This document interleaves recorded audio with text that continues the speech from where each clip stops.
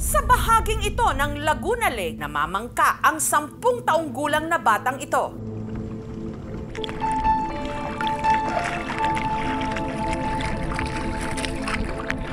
Hindi siya rito namamasyal, pero nangunguha ng ibebenta niyang kangkong. Ang kikitain niya kasi rito, ipambibili ng gamit sa eskwela ngayong pasukan. Wala pa po akong gamit sa school. Wala pa pong pambili. Ingat na ingat siya sa pagsagwan.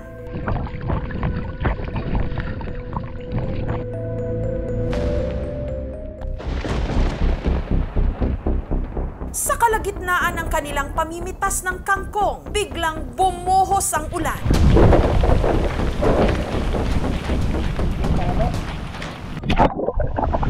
Sapat ba ang lakas ng munti niyang mga bisig para mahango ang kanyang pamilya? Pag na po ako maging mangangangkong,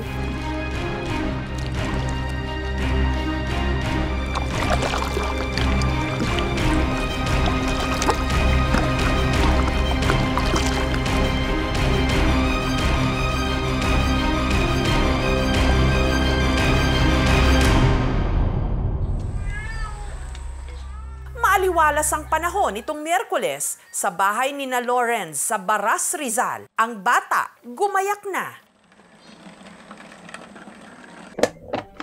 Kasama niya nung umagang yon ang kanyang nanay Lizelle at ang kanyang amaing si Denmark. Ito po yung baon namin sa dagat. Nandito na rin po kasama yung tanghalian at umagahan. Kami din kumana ng tubig. Sakay ng bangkang demotor, tumungo sila sa bahagi ng lawa kung saan maraming kangkong. Sa kanilang bangka, nakatali ang 3 maliliit na bangka na kung kanilang tawagin, boka-boka.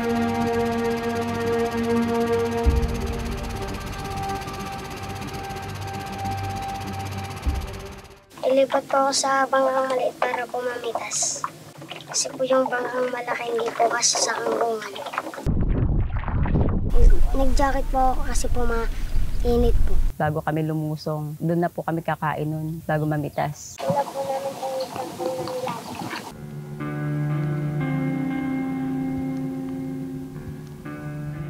Dahil sa kapal ng nakaharang na kangkong sa lawa, nahirapan silang magsagwan.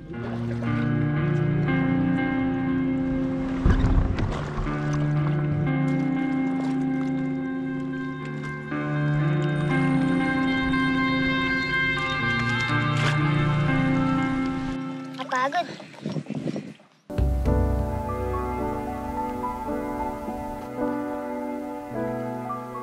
Thank you for watching, mga kapuso. Kung nagustuhan niyo po ang videong ito, subscribe na sa GMA Public Affairs YouTube channel. And don't forget to hit the bell button for our latest updates.